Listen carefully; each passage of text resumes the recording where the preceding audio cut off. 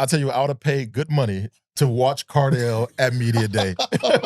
Back in that time period. I mean, can you imagine the stuff that would have been said? Oh, Jesus And heck, if you were in an NIL point at that time, you probably would have made a bunch of money because the headlines that you put out on Twitter would have been insane, and any one of these companies would have been jumping at the bit They'd to have get been a hold like, of you. and then now, just like how my tweet and textbooks right now know what not to do on social media, that video Coach Trussell used to bring in and show you guys in camp, hey, this is how you not answer questions. That'll be me too.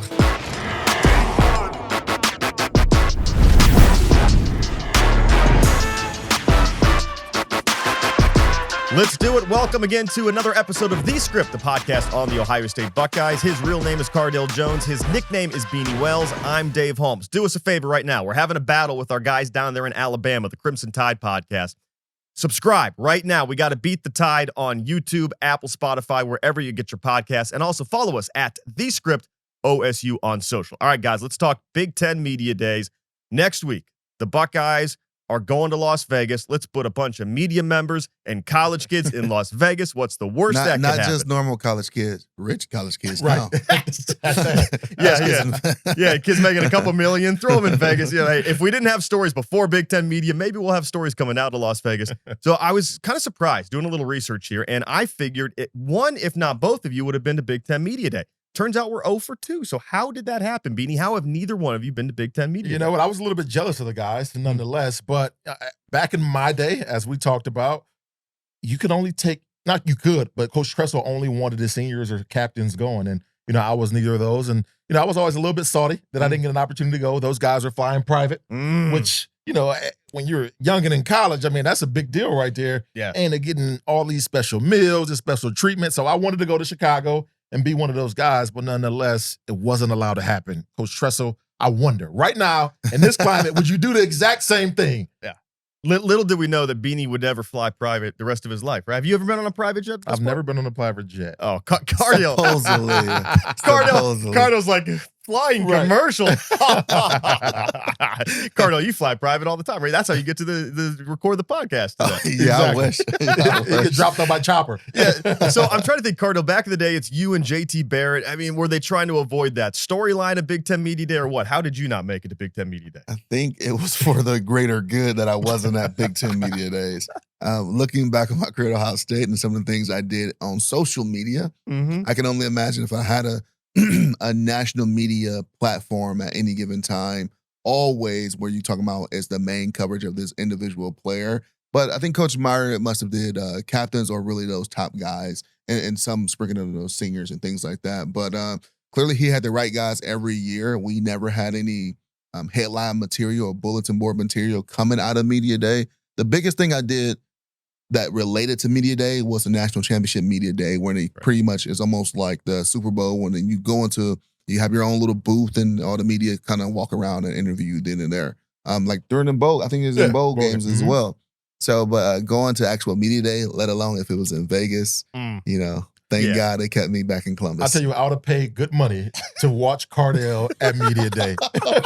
Back in that time period, I mean, can you imagine the stuff that would have been said? Yeah. Oh, Jesus And heck, if you were in an Christ. NIL point at that time, you probably would have made a bunch of money because the headlines that you put out on Twitter would have been insane, and any one of these companies would have been jumping at the bit They'd to have get been a like, hold of you. and then now, just like how my tweet and textbooks right now know what not to do on social media, that video Coach Trussell used to bring in and show you guys in camp, hey, this is how you not answer questions. That'll be me too. Yeah, so I mean, back in the day, Cardale was a total loose cannon. The things he would say on Twitter, the guy was wild. So at what point, Cardale, did you become the mature guy we see today? Yesterday or last week. I mean, it wasn't very long ago. You guys must be blind. You talk about what you see today. If you follow me on social media, I still speak very freely and very unbiasedly to the topics that I want to randomly comment on. With all due respect to everybody involved, I clearly try to stay away from controversial topics. But if it's usually sports related or semi-socially related, you know, I give my 2 cents. And I think the biggest thing about me and the way I operate on social media, I really don't care what you say back. So, you know, you're really going to get a back and forth response with me when it comes to social media. Yeah, it's so funny. I forget what it was. You and Tyvis Powell were having some interaction on Twitter. This is like 8 years ago. And I replied, Cardale retweets me and says, like, I'm sorry, did I ask you? I muted my Twitter. And you know what? That's so funny, Dave, because it's so many, like being in the media space now. Yeah. And it's crazy. Like Berm and all these other guys, like over the years, coming to me, hey, can you unblock me on Twitter? I'm like, why did I block you? I'm like, oh, you must have said something to me, and I wanted to have an impulsive response, and I just blocked you. So I took the higher route there. No, it's so funny. know? So I had to mute my account for like 3 days because I was just getting bombed by people like, leave Cardale Jones alone, man. Speaking of, blocking people and social media, I remember, back when I was playing in Arizona, people would, draft me in fantasy. I wouldn't do good, so they would attack me on Twitter. I would follow them to send them a crazy DM. Back then, you had to follow somebody. I would send them a craziest DM and I would block them immediately. We get the last word. Right. Yeah, but you had that 10 touchdown season that carried some fantasy teams too with the Cardinals. Right. Man. The following year wasn't so pretty. That's true. That's true. Okay, so Beanie, Cardale mentioned a Tressel video. Tell me about this. You guys did media training? Yeah, we started our media training in training camp. Coach Tress would bring in individuals in the media, and he would show a video on a big screen in our team meeting room of how to answer questions and how not to answer questions. And the ones that were how not to were simply hilarious. I mean, you'd have guys up there just stuttering, just saying the most wildish, outlandish stuff. Yeah. But nonetheless, it helped prepare us for, some of us that were going to media careers or just knowing how to answer questions in a professional manner as a college kid. I think right now, when you look at Ohio State guys, we probably have to have just about the most from any school in terms of guys in the media right now operating this as a career. And it's all due in part to the training that you get when you're at Ohio State. Training and reps. Because if you guys don't know this, this is the schedule. Tuesday, Ryan Day talks. Wednesday, players talk. Thursday, Ryan Day talks again. Friday, we get Ryan Day off the team bus on road games. Saturday, everyone talks after the game. So, I mean, Buckeyes are doing media 4 or 5 days a week. That is unheard of in the world of college football. So, Cardale, did you get sick of the media? Did you guys enjoy that? Because it is a bit of a grind for you. It is. It is just something that we understood it came with the territory when you put yourself in position and be a nationally ranked team and a nationally recognizable player. You know, some things you got to deal with when it comes to the media. So I think we did a good job of always keeping the main thing when we talked about and things in the media. And Coach Meyer always emphasized, talk about the linemen, talk about your teammates, and pretty much never about yourself. And I think, those are the guidelines guys try to stay within. I remember one guy kind of went off script and it really made national headlines. Oh, so I was going to ask you, is there any time in your careers that you remember a teammate saying something and you're like, oh, no? Well, I wasn't like, oh, no. I was like, oh, I agree with him. It was Ezekiel Elliott. After we lost in 2015 to Michigan State at home. The play calling. And it was the frustration that kind of that we all dealt with throughout the whole season. And I think it finally caught up with us. Clearly, you never want to throw anybody on the bus. Our coaches did a great job of never throwing players on the bus. And I think that was just a lack of judgment at that moment. But clearly, tempers are high. Everything you work for at that moment is pretty much, on thin ice, trying to get back to the national championship. So personally, as a player, I understood where he was coming from. But as a teammate, looking back on that, you wish he would express himself a little bit differently. But the message, I think, was spot on. It's just about the delivery. I think it's about the delivery at that point. Yeah, delivery and timing, because everyone agreed after that game. All right, Beanie, there's a story about media with you that I just think is so funny, so I'll share it here. So this is 2008-ish, I want to say. This is back when you actually had to wait to make money until after school. So you're coming up to Toledo. I'm a sports anchor in Toledo, and Beanie is coming up to the Westfield Franklin Park Mall. I remember this story. Big thing. So Brian Hartline and Beanie Wells are going to do a joint autograph signing. And I go there. I'm going to do an interview for my little ABC station.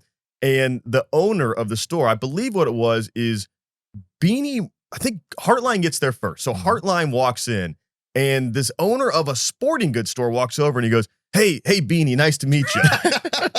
And Brian Hartline goes, no, man, I'm Brian. Beanie will be here in a bit. And the guy goes, well, with helmets on, a lot of you guys look the same. And I was like, well, just about 10 shades darker. Different position, different number, completely different size. I'm like, he's only, different shade of skin, 60 pounds more and ripped. But yeah. So do you remember doing any sort of silly interviews where like something happened and you're like, oh man, I can't believe I got that question or that moment? Oh man, nothing off the top of my head, but I'm sure as we go along, something will pop up in my mind because there were some crazy things that transpired throughout my career. And obviously, you know, when you're dealing with media, you know, people will try to trip you up in questions and all of that. So I'm sure a lot of that has happened over the years, but nothing that just stands out right now to where I can go to. Yeah. Cardale, ever have a media meltdown or anything over there back in your heyday? No, not necessarily. All my meltdowns were self-inflicted to social media. But outside of that, I can just remember when I think about media days, and I think about media meltdowns or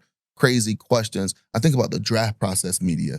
When that's not necessarily the media, but what the teams are asking these players behind closed doors and how they end up getting to the media. When you talk about, you know, players been asked about, you know, their sexual preferences, or players been asked about their you know, their upbringings. If you know, it's a crazy story. I think it was Dez Bryant or Justin Blackman. Was it Dez Bryant? Yeah, when the guy asked about his mom. Oh my, yeah, exactly. So the guy asked about his mom, like drug struggles, and you know, and his, you know, and how his, you know, draft status or NFL career would help or harm. It was something crazy that was completely uncalled for. But I think those are tactics that the team did, which the media do as well, to try to get a response, like see how you respond. But those are things I think of when I think about crazy media moments. Yeah, you're right about that. They ask some of the most outlandish and ridiculous questions known to man to try to get under your skin. It's like one has nothing to do with the other. I mean, we're not talking football at this point in time when you're asking me, you know,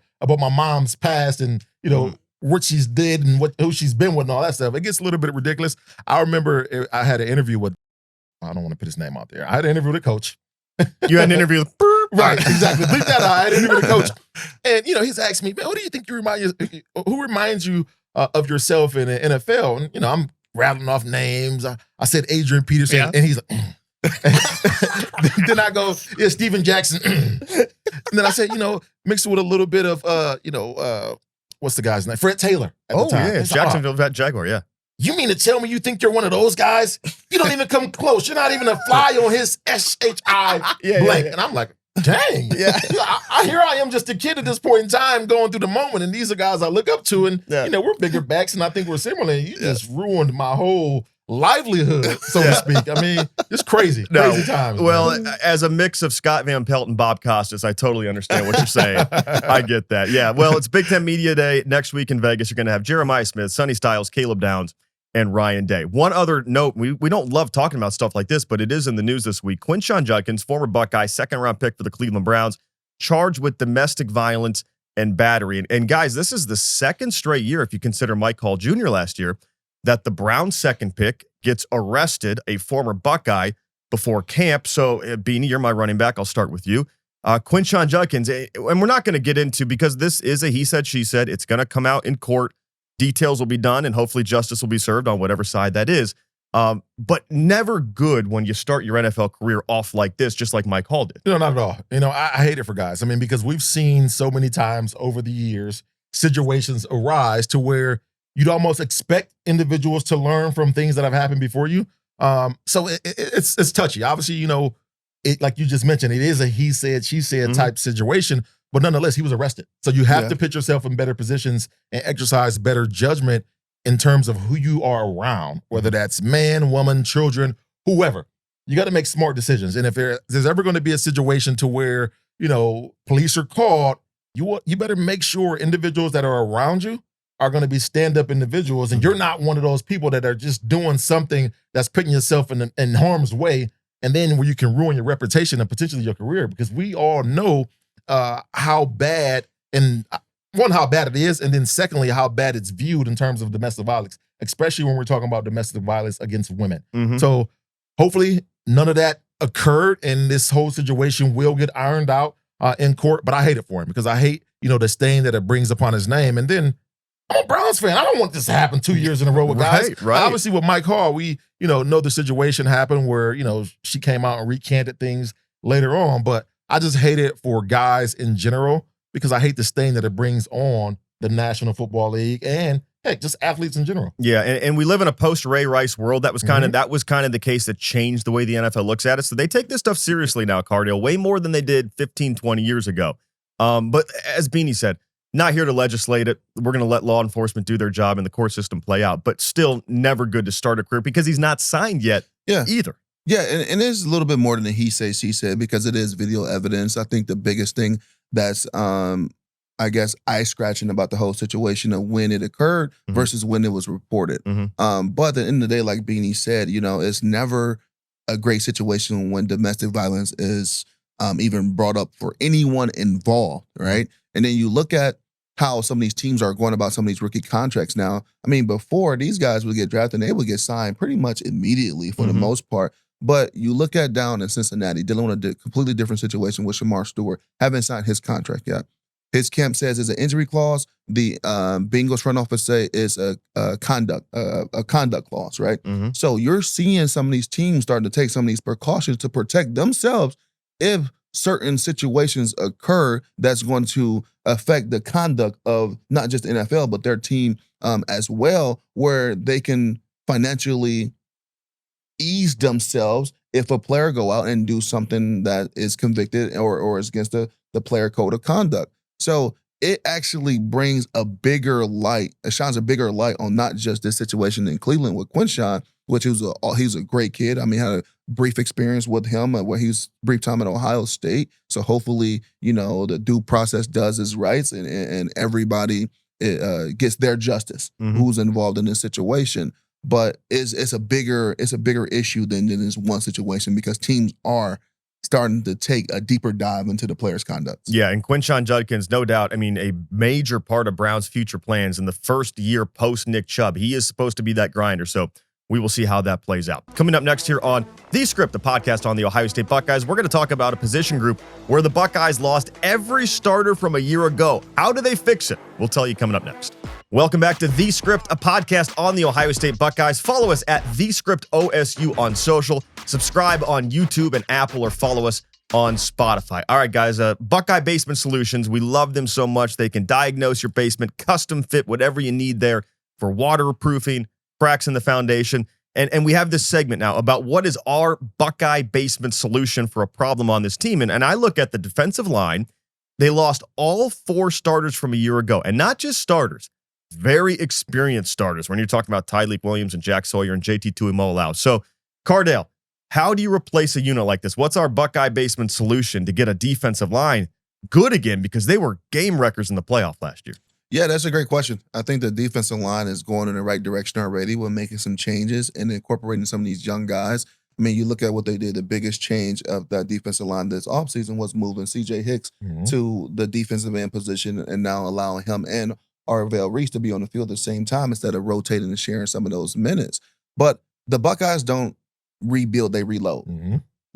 Just like when the Bosa's left and the Jalen Holmes is left and all these other great defensive linemen left before, we was always kids like, who's going to be the next guy? Oh, wait, they got Sam Hubbard. Got somebody. Oh, wait, who is this Draymond Jones guy? Or what? So I'm excited to see these young guys who they've been very excited about the last couple of years finally step into those roles and step into that spotlight, because the biggest thing about, you talk about the retention of players last year going into this national championship run, they was concerned about retaining the JTTs of the world, because what would their young guys who they're excited about do? Will they jump in a transfer portal because they had the ability to play right away at a lot of major universities? So now these guys are finally the guys here at Ohio State.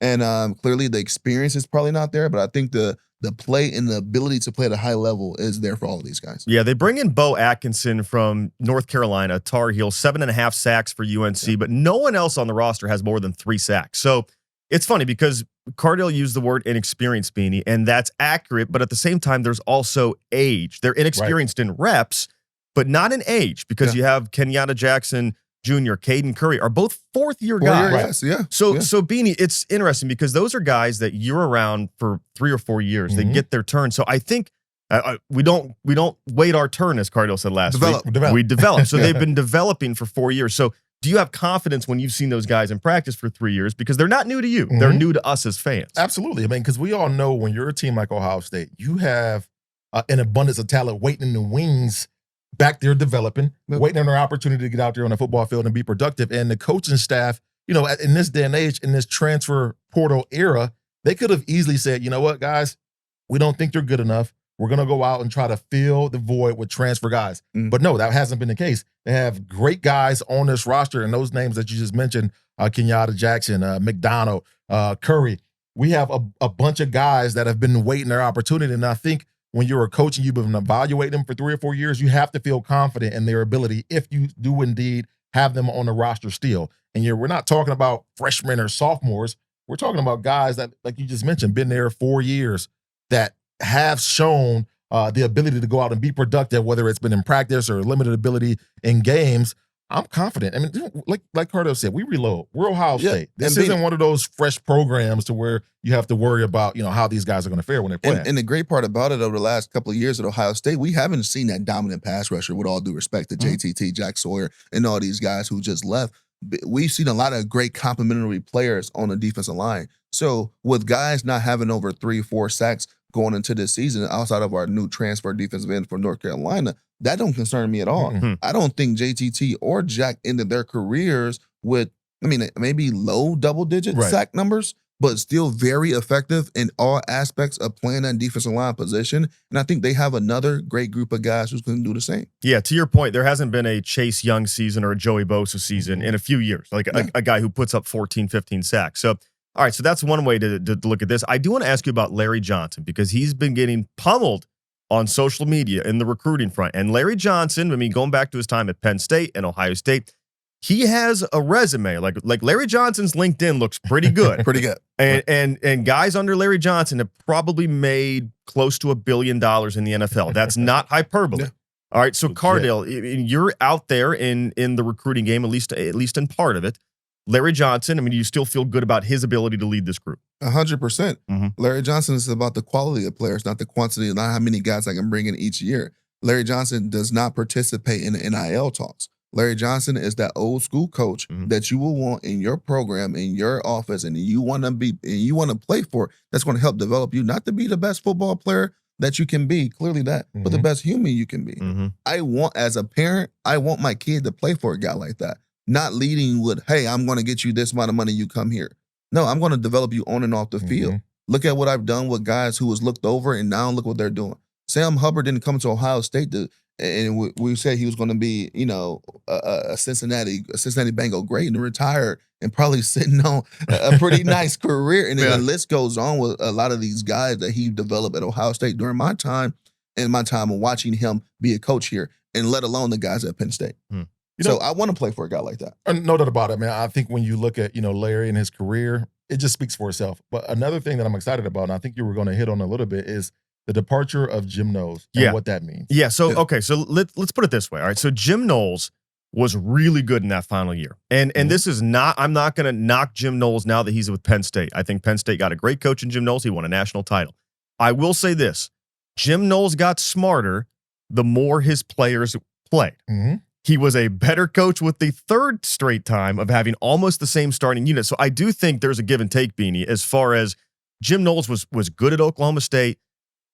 People wanted him dead after that first Michigan game. Yeah. And they wanted him injured after the second Michigan game. All right. So I do think there's at least a give and take there on more experienced players in college football do make a guy look smarter. Not saying he's not a great coach. That's my take. But the thing that I'm excited about with his departure is I don't know if you really paid attention to the X's and O's of the defense. There were times last year, over the last couple of years, where we did not just straight out rush our defensive ends.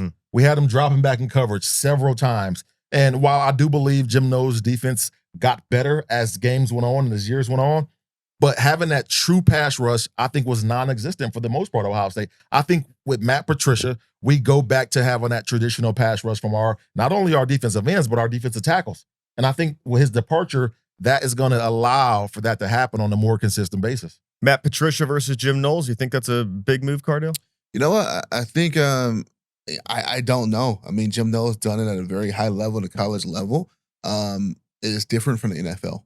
It's completely different. It's a different game. You talking about just from the schematically, you talking about the size of the field when you talk about the hashes, so what you can and can't do on offense versus defense. It's a different game. So I'm excited for Patricia to see what he can do, calling this defense with a lot of playmakers all around him. But I'm not ready to say he's a Jim Knowles yet, just because he haven't done it at a high level yet. Yeah, and the other guy that I shot him out last week as my breakout guy, Edric Houston, he's going to be there in the interior as well. So the talent is there, like you said, reload, not rebuild. I think they'll be okay. That's our Buckeye Basement Solution. They've got this thing covered. And if you want to diagnose your basement, these guys have more than 20 years of combined experience. BuckeyeBasementSolutions.com, or give them a call at 614-956-4592. Coming up next, we're going to check in on some bets that we might make this NFL season regarding the Browns and Bengals. That's coming up next on The Script, the podcast on the Ohio State Buckeyes. Welcome back to The Script, the podcast on the Ohio State Buckeyes. Hit us up on social at The Script OSU. Subscribe on YouTube and Apple, or follow us on Spotify. All right, our friends at Prime Sportsbook Ohio have a great code for you. $500 deposit match on your first deposit. Use our promo code SCRIPT. And Beanie, the other thing I love about Prime, they're not taking that 10% or that 12%. Not at all. Man, the juice is worth the squeeze when we talk about Prime Sports. They only take 8%, not that 10, 15% that other people out there are taking. You got to love Prime Sports for that reason alone. More money in your pocket. Yeah, and if you have any sort of issue, Cardale, you're not going to talk to a robot. Praise the Lord. No robots on Prime Sports. Oh, yeah, for sure. So I don't know if you guys have had a chance to try the promo code yet, but try it. I tried it last week, put it in, and then it's a trick to it. So I didn't see the $500 immediately. So I called and got on the phone. And the lady said, hey, listen here, log out, log back in. I logged out, logged back in, boom, it was right there. Yeah, they help you out. Yeah, it's good stuff. So Prime Sportsbook Ohio, use our promo code SCRIPT to get that deposit match up to $500. All right, so we've got some bets here with the Browns and Bengals. I'm going to run it by you guys. You're my financial advisors here. All right, odds to win the AFC North. The Bengals are plus 250, so 2.5 to 1. The Browns are plus 38.50. Well, let's just round it off. They're 40 to 1. We'll just call it 40 to 1. So any interest here? He's already. Beanie's like, I'm going to retire on the Browns. Yes. Yeah, of course. I'm not just putting $100 on it. I'm putting $200 on it. I mean, you mean to tell me I'm going to win $4,000 if I put $100 on it? No, why not put 2 and give me 8? Yeah. Okay. So we love our folks at Prime Sportsbook. I'm not here though to donate. They're not my charity, so I'm not going to give them 100 on the Browns. Sports bookies live on guys like this. Yeah. Oh wait, why would I put $100? I can make $200. Yeah. They're like, oh, we get 2,000 people to think like this. Yeah. Oh man. Yeah. So that's clearly faulty thinking because the Browns have no shot at winning the AFC North. So Cardale, do you have any interest on the Bengals at 2.5 to 1 to win the North? You know what I do? I think with the return of the big three, Joe, Jamar, and T, they have a chance to put up a lot of numbers like they did last year. I'm not sure how much better this defense would be. Yeah. But I think with these guys, if they hit the ground running, if they and they start fast, Bengals have historically started very slow in the first half of the season, but 1 or 2 wins early on that season, they had the playoffs. Yeah, so the debate here, if you want to play the Bengals, them to make the playoffs is minus 142, meaning you have to bet 142 to win 100. So do you take them to make the playoffs? You lay a little more action, or do you take them to win the division? What do you think, Beanie? Yeah, I most certainly take them to make the playoffs. Winning the division, I don't think is going to happen. I mean, I haven't seen any drastic changes with that defense. Obviously, one of their best players is still not under contract in Henderson. That's somebody that they better shore up, and you want to make him happy because he is your leader on that defensive side of the ball. But as bad as they were last year, I just can't see it happening, them running away with that division. Okay, so people here think I'm a Browns hater. I grew up in Northeast Ohio like these guys. So you know what?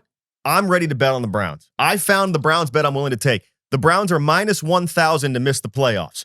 I'll bet on the Browns to miss the playoffs. You had me smiling for a second there because I thought you were about to say something nice about the Browns. So all I got to do is bet $1,000 to win 100. And I know that sounds risky, but Cardale, there's no chance on God's green earth these Cleveland Browns are making the playoffs. You know what? Take that bet, please. Please do.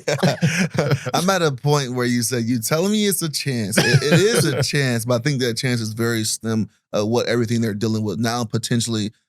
You know, I don't want to speak anything to existence, but potentially without a running back that they have drafted and said, hey, you're going to be our guy to replace Chubbs. And then with all the holes on offense they're dealing with, especially at the number 1 position as a quarterback. But I think their defense is I still hang my hat on this. Their defense is still good enough to get them 5 to 6 wins. So I'm still taking their over on a total wins this season. But I think I'm going to stay away from them making the playoffs or missing the playoffs. It's just too big of a risk. Beanie, we talked about flying private. Beanie's going to buy a jet on the Browns this year. When the Browns win the Super Bowl, Beanie's going to have his own private jet. All right, let's talk about the odds to win the MVP. Joe Burrow has the 3rd best odds behind only Josh Allen and Lamar Jackson. Joe Burrow checks in at about plus 641, so about 6.5 to 1. I don't love that because if you look at the history of what it takes to win the MVP, you almost certainly have to go at least 12-5 or 13-4. At this point, it's basically a quarterback award. They now have the offensive player of the year that generally goes to a receiver running back. So let's just call it what it is. It's a quarterback award. You have to win your division and probably be a top 2 seed. And this is not my rules. This is just historically, guys. I don't think Burrow can do it because I don't think the Bengals can go 13-4. I most certainly think Joe Burrow can do it. I mean, he's good enough. He's good enough with the talent alone. It's not talent. I think it's going to be, like you just said, it's going to be coupled with a team effort. But I do believe that the Bengals have what it takes to get to that point. Now, I just said I don't think they'll win the division, which I'll still stand on that, but I think they can be a very good football team and get into the playoffs and have a nice record, and Joe Burrow is going to put up Joe Burrow type numbers, so I think he will be in that discussion. Yeah, unfortunately, it's not like the Heisman, where you just focusing on that individual player success and the team success is just whatever. It does take a team effort for that top player to win the MVP or the Offensive Player of the Year. When you're talking about the guys that traditionally have won it, you look at Cooper Kupp a few years ago, the Triple Crown winner. The Rams went to the Super Bowl. They won the Super Bowl that year. And then you look at Saquon Barkley. Well, that team was in the playoffs. That team just won a Super Bowl. And then the MVP, Josh Allen, was in the playoffs, and the team was really good in the playoffs. So it takes a collectively team effort, because if Joe Burrow and the Cincinnati Bengals in the playoffs last year, maybe if they go into the playoffs, like you said, 12-4 or 12-5 now, he probably won an MVP last year. Yeah. And so here's why I don't bet Burrow to win MVP. And you got to be smart when you're thinking about where to put your money on this. I'm not going to take him to win MVP because I think they have to go 13-4 at least to get that done. You'd rather bet them to win the division at plus 250, because then they could still win the division at 10-7 or 11-6. Yeah. You leave yourself. So you got to be smart about where you're going to put your money. If you're asking me my MVP picks, I'm trying to get rich. I'm not going to take these guys who are 5-1 because too many things are right. So I'm looking at Jalen Hurts at 26-1. That's a team that can go 14-3. I'm looking at Brock Purdy at 21-1. Niners down last year, admittedly. I know they have some issues, especially in the wide receiver core. They're a disaster there with Brandon Ayuk and now Juwan Jennings wants a trade. Right. But I could see a Shanahan team going 14-3 or 13-4 in a gettable division. Okay, so I'm gonna call you crazy on this one. Yeah, do it. I'm gonna need you to call 1-800-GAMBLER and get some gambling, not just help, but some advice as well. Okay. But I think Purdy is a stretch because they don't have the offensive weapons to really put up the numbers that they need. Now they do. I think they got the weapons more than enough to go, 13, 14 win season. But I think then you're gonna look at his numbers. I think his numbers are gonna be very mid-level quarterback numbers again this year. But having amazing team success. But as far as the individual numbers, I don't think they'll be there. Yeah, even though he just got the big payday and all of that, there's no way he's going to be in that discussion at the end of the year for MVP. So because Debo's gone, that's the take there. Debo's gone and Ayuk's injured. Not just those two guys are gone. They just don't have the offensive weapons to put up crazy numbers.